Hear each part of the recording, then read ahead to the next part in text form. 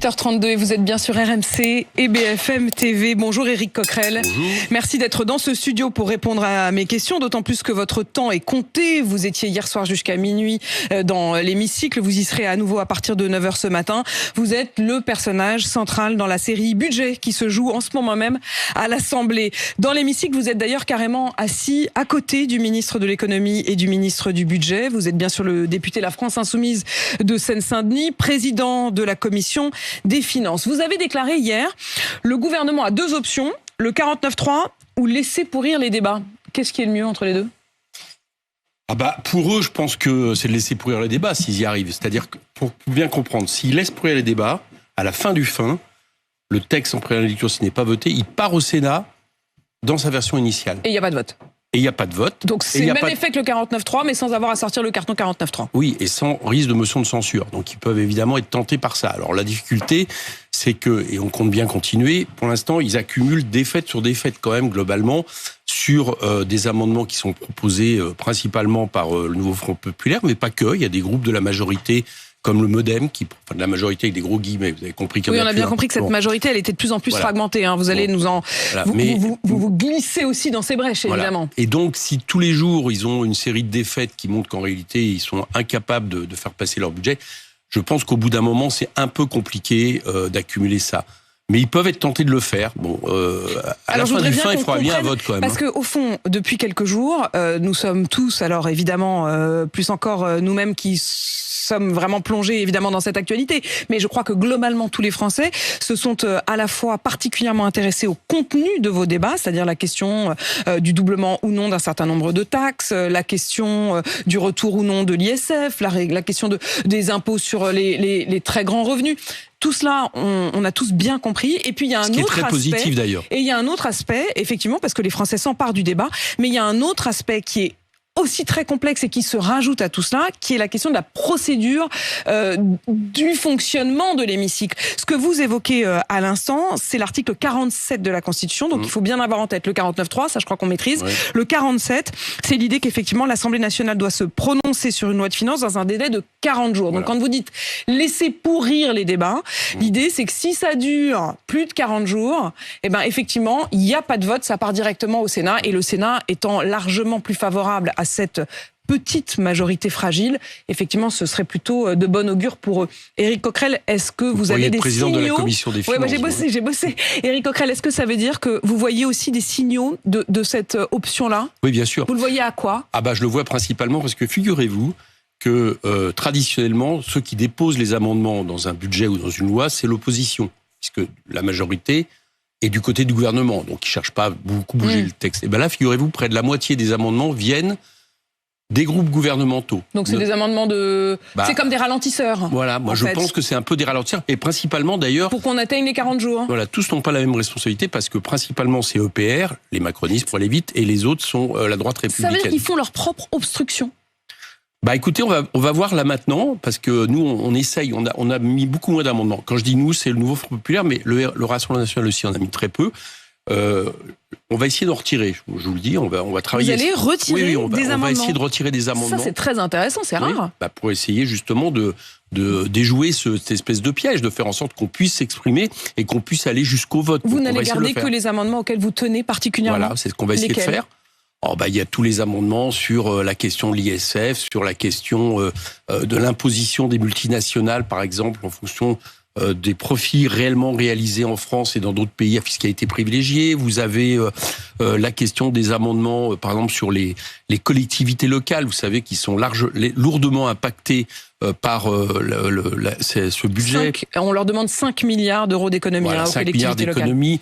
Vous avez quand même pas mal d'amendements, mais l'idée, par exemple, ça peut être de retirer des doublons, ça peut être de retirer des amendements mineurs, de façon à voir si eux font la même chose. Parce que s'ils ne font pas la même chose avec leur amendement, ça sera clair, quoi. En gros, vous leur dites chiche. Regardez, nous, on est prêt à en retirer une partie. Est-ce que vous êtes prêt à faire la même chose, ce qui montrera votre bonne volonté réelle et pas supposé.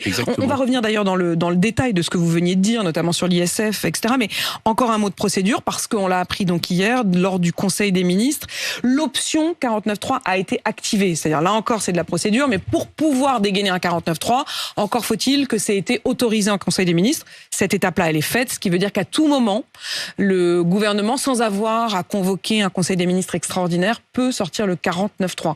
S'il finissait par le faire, découragé par les échecs successifs, comme vous dites, il y aurait automatiquement une censure de votre part? Ah bah bien sûr. Et là, on verra bien ce que fait le Rassemblement national. Il faut comprendre que depuis le début de la discussion en séance, ceux qui tiennent, qui supportent, qui soutiennent le gouvernement, c'est le Rassemblement national. Numériquement, c'est-à-dire les groupes gouvernementaux sont très très peu dans l'hémicycle, donc tous nos amendements pourraient passer. Et ceux qui arrivent à leur rescousse, notamment pour éviter les amendements qui touchent les superdividendes, éviter les amendements qui touchent les revenus du capital, eh bien, c'est le Rassemblement national qui est très très mobilisé et qui soutient quelque part le gouvernement de M. Barnier. Voilà ce qui se passe depuis 2 jours.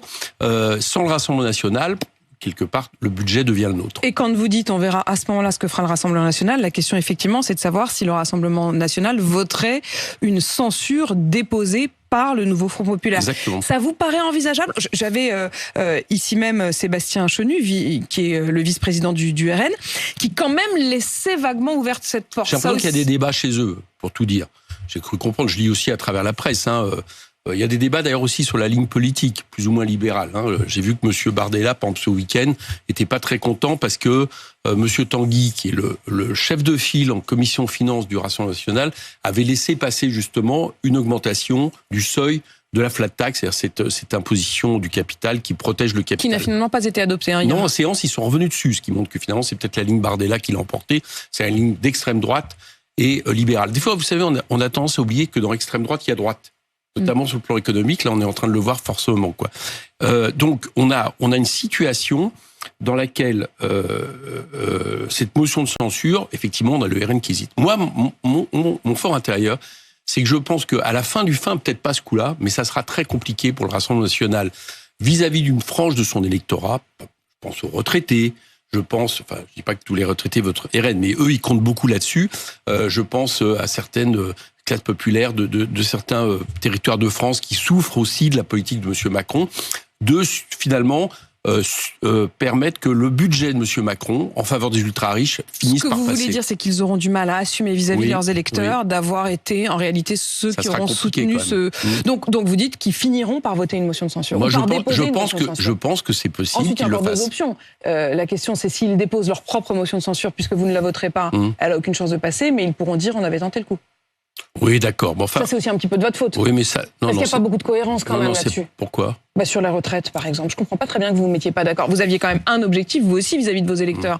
Votre objectif, c'est de leur dire on va abroger la réforme des retraites. C'était d'ailleurs tout en haut de la liste de votre programme du nouveau Front populaire. Et là, le RN dit faisons-le ensemble, et vous ne le faites pas. Alors, c'est une chose de prendre tout ce qu'on peut pour abroger la réforme des retraites, c'est une autre de participer à une arnaque. Parce que c'est une arnaque pour le Rassemblement national. Il faut comprendre qu'en réalité, le texte qu'ils vont préparer, qu'ils vont présenter en leur niche, comme ils n'ont aucun groupe au Sénat, ça va s'arrêter là. Ça n'ira pas au Sénat. Alors que le texte que nous allons proposer dans notre niche 3 semaines après, ce sera le même. Nous et les filles, il est légèrement différent, notamment parce qu'il prévoit des financements qui, pour aller vite, comptent aussi sur, par exemple, aller taxer les superdividendes, des choses qui sont, on va dire, des valeurs de gauche et qui ne font pas reposer l'effort uniquement sur les salariés. Bien. Donc, on a cette niche. On sait déjà qu'il y a la niche du Parti communiste qui nous accueille au Sénat en janvier et la niche écologiste qui nous accueille en retour à l'Assemblée. Bon. Donc déjà, ça, c'est crédible. Passer. Voilà. Alors, ça, c'est la première chose. Mais la deuxième chose qu'il faut que vos téléspectateurs entendent, c'est que, figurez-vous que le RN, on a mis des textes, cette fois-ci dans le projet de loi de finances de la Sécurité sociale, 2 amendements qui permettent au moins de faire voter sur l'abrogation. Je pose exactement cette question-là à Sébastien Chenu. Mais il n'y a pas de souci, mais laissez-moi finir. Eux, c'est un amendement, nous, c'est une vraie loi. Oui, d'accord, mais figurez-vous, un amendement, c'est mieux qu'une loi, parce que la loi, il faut que ça fasse des allers-retours avec le Sénat.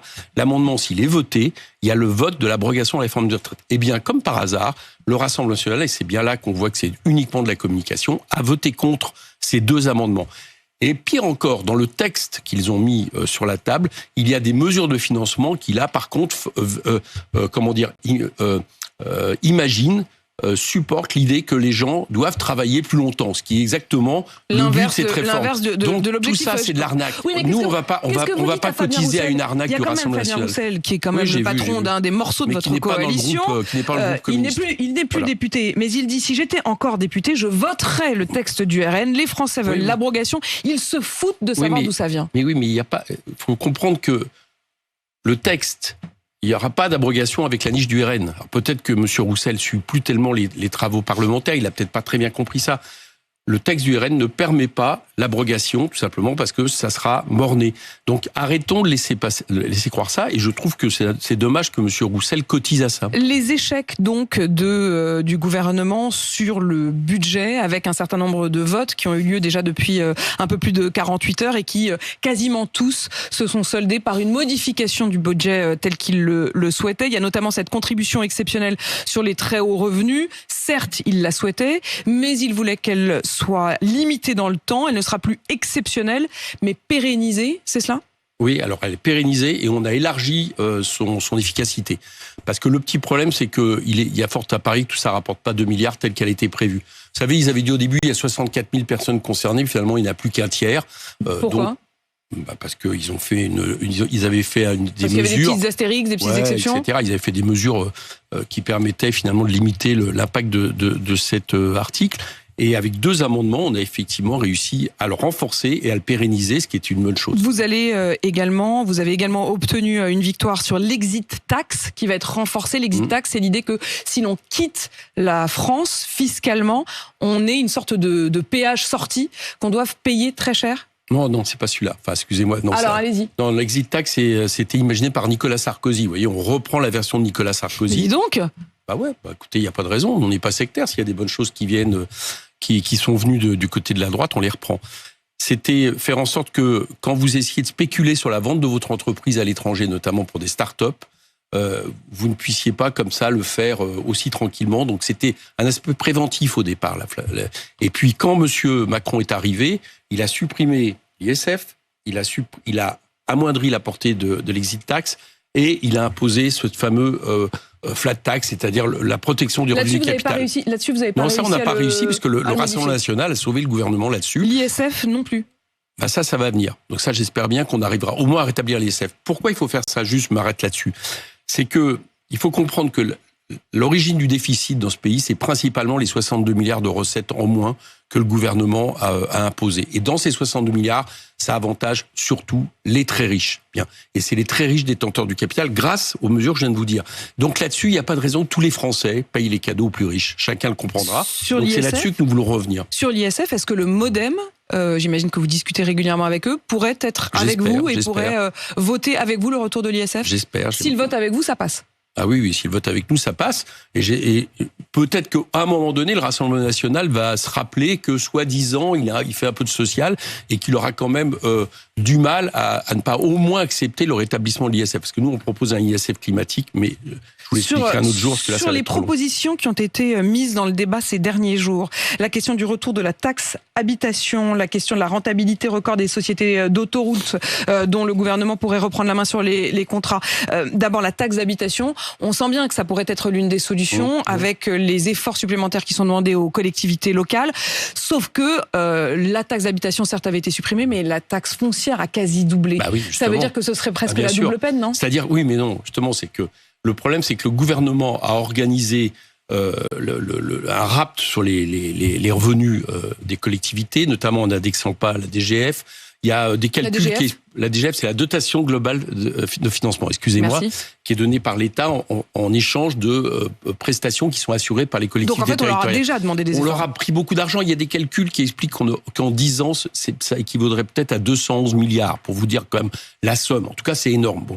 Donc, on a organisé ça, on a organisé la fin de leur autonomie fiscale, et donc, cet argent-là manque. Donc, ce qui se passe, ils augmentent effectivement la taxe foncière. Mécaniquement, ils ont été gonflés la taxe foncière. Donc, nos concitoyens peuvent se dire qu'ils ne payent peut-être plus la taxe d'habitation, mais que mécaniquement, ils payent plus de taxes foncières de ce fait-là. Ça veut dire que vous êtes favorable au retour de la taxe d'habitation ? Je suis favorable, oui. Je préfère qu'il y ait une taxe d'habitation plutôt qu'on paye tous en réalité ça, parce que c'est par la TVA qu'on paye, qui est l'impôt le plus injuste. Que du coup, ils vont baisser la taxe foncière? Non, ils vont garder la taxe foncière très haut et rajouter la taxe d'habitation. Pourquoi vous pensez du mal des collectivités locales? Je pense pas du tout du mal, mais je vois bien la difficulté dans laquelle ils sont. Donc je ne crois pas que les collectivités locales veulent organiser une pression fiscale. Je pense qu'elles veulent pouvoir accomplir leur mission avec un financement au moins égal à celui qu'ils avaient l'année d'avant. Vous pariez sur une baisse de la taxe foncière, alors qu'on rajoutera la taxe d'habitation. Je pense que s'il y avait plus d'autonomie fiscale et qu'on revenait sur ce qu'on a supprimé, je pense notamment à la CVAE, qui est un impôt de production sur les entreprises qu'on a supprimé, la taxe d'habitation qu'on a supprimée, on l'a remplacée par la TVA, qui manque aux revenus de l'État et qui, je l'ai dit, est payé par tous les Français de manière injuste, c'est un impôt non proportionnel, d'accord? Eh bien, peut-être que la taxe foncière baisserait. Quand je vous écoute, je vous avoue, Éric Coquerel, que je pense un peu à la... Non, je comprends très bien. Mais ce que je comprends surtout, c'est aussi que je me dis, je repense à la chanson des Inconnus sur les taxes. C'est vrai que vous faites presque un cadeau à Michel Barnier. Et d'ailleurs, vous avez remarqué que dans leur discours, depuis lundi, je recevais le ministre du Budget, ils ne s'en privent pas. Ils disent sans arrêt que, au fond, presque en vous caricaturant, en rajoutant des taxes, en les pérennisant, là où honnêtement, par exemple, la taxe sur les très hauts revenus, vous pouviez très bien la voter telle qu'elle, sans rajouter absolument qu'elle était pérennisée. Vous saviez que dans 2 ans, on pouvait la pérenniser. Le faire, est-ce que c'est pas leur donner un cadeau politique? Qu'est-ce qu'on préfère? Est-ce qu'on préfère une taxe qui augmente les prix de l'électricité pour tous les Français, qui est prévu dans le budget de M. Barnier? Est-ce qu'on préfère pénaliser tous les retraités, ce qui est prévu dans le budget de M. Barnier, ou est-ce qu'on préfère qu'à un moment donné, ça on le supprime, et qu'on prenne à ceux qui ont accumulé par exemple 1000 milliards de plus d'euros de patrimoine depuis 20 ans? Ma réponse, elle est là. Donc ça ne concerne pas. Ça concerne qu'une infime proportion de Français. Que vouloir coûte que coûte, par exemple, dire que cette taxe serait pérenniser dès maintenant, c'est surtout pour dire que vous l'avez fait, parce que dans les faits, vous auriez pu la pérenniser, mais vous auriez pu la pérenniser dans 1 an, dans 2 ans. Vous trouvez ça juste, vous, que à chaque fois qu'il y a des mesures qui touchent les classes moyennes, les classes populaires, elles soient toujours permanentes? C'est pas une question de juste ou pas juste. C'est que dans la bataille politique, vous leur donnez cet argument. Quand on ose prendre, par exemple, 2 milliards sur les centaines de milliards qui ont été qui se sont accumulés dans la richesse de vraiment quelques milliers de Français, il faut le comprendre, depuis 2017, on nous dit « Ah mais là, non, là ça doit être exceptionnel. Là, il faut le réduire par 2 au bout de 2 ans. » Non, enfin, tout ça, c'est insupportable. Monsieur Macron, ça a été la politique pour favoriser les ultra-riches. Là, nous, on veut récupérer un peu de cet argent parce que, figurez-vous, c'est nous tous qui la payons. Par les déficits, par la baisse de pouvoir d'achat, donc ça, c'est plus supportable. Donc, nous assumons de vouloir imposer un peu plus, quelques milliers de personnes, pour faire en sorte que les autres, soient moins imposés et récupèrent du pouvoir d'achat. C'est tout simple. Côté impôt, on a bien compris. Côté réduction de la dépense, on vous entend moins. Ah non, moi je vous propose plein de réductions de dépenses. Bah ouais. Quand par exemple je dis on pourrait diviser par 2 le crédit impôt recherche qui favorise des entreprises comme Sanofi, c'est de la dépense fiscale. D'accord? Quand je dis il y a des niches fiscales aujourd'hui inutiles dans ce pays, voire polluantes, c'est des dépenses fiscales que je vous propose de réduire. Quand je propose d'en finir avec le SNU, le service national extérieur, qui pourra coûter jusqu'à 6 milliards à l'État, c'est des dépenses que je propose de réduire. Vous voyez, on propose beaucoup de dépenses en moins. Par contre, mais là, en je ne propose pas. Le SNU, c'est pas encore une dépense. Vous réduisez une potentielle dépense. Oui, peut-être, si vous voulez. Enfin, vous avez compris. Il y a des dépenses qu'on peut. Par contre, tout ce qui est dépenses sociales et publiques, sur l'éducation, sur l'hôpital public, etc., ça, il est hors de question de le baisser. Et vous savez pourquoi il est hors de question de le baisser? D'abord parce que les Français ont moins de services. Ceux qui ont de l'argent pourront le chercher en privé. C'est l'objectif. Et en plus de ça, c'est un effet récessif sur l'économie. Moins 0,8%, c'est l'OFCE qui le dit, à force d'avoir baissé. Qui redoute effectivement que ce soit. Et moins 0,8%, laissez-moi terminer, parce que il faut bien comprendre, moins 0,8%, c'est 30 milliards à la fin de recettes en moins pour l'État fiscal et social. Donc on nous dit, on va mettre 40 milliards de baisse de dépenses, et il y a 30 milliards qu'on va perdre là-dessus. À quoi ça sert d'enquiquiner les gens avec une politique de gribouille de ce type? Éric Coquerel, le Sénat appelle le gouvernement à reprendre la main sur les contrats des autoroutes pour récupérer une partie de la rentabilité. Vous êtes pour ou contre? Bien sûr. Bien sûr. Donc ça vous paraît une des choses simples qu'on peut faire vite. Une dernière question aussi sur l'un de vos camarades, Andy Kerbrat. On en a parlé hier. Il a été pris en flagrant délit d'achat et de possession de drogue de synthèse, de la 3-MMC. C'est la drogue qu'avait pris par exemple Pierre Palmade. Est-ce qu'il peut continuer, d'après vous, à exercer son mandat de député? Bien sûr. Bien sûr. Donc on peut être sous l'effet de la drogue et je vais vous dire une chose. Et exercer son mandat de député. Je vais vous dire une chose. On peut enfreindre la loi et exercer son mandat de député. il demande des soins parce que ça fait longtemps qu'il se bat justement contre l'addiction. Enfin, il demande des soins une fois qu'il a été pris en flagrant délit. Attendez, laissez-moi finir. Non, vous vous trompez. Vous connaissez pas sa situation. C'est pas le cas. Contre les addictions, etc. Il est très engagé pour lui et pour les autres. Je veux bien, mais enfin là, il était en train d'acheter de la drogue. Mais je vais vous répondre. Moi, je pense que pour lutter contre la drogue, contre l'usage de la drogue, il faut une politique sanitaire. Cette politique sanitaire, elle passe à mon avis par la dépénalisation de l'usage. Quand il prend des décisions si importantes. Je vous réponds politiquement. Il faut dépénaliser l'usage comme on l'a fait au Portugal.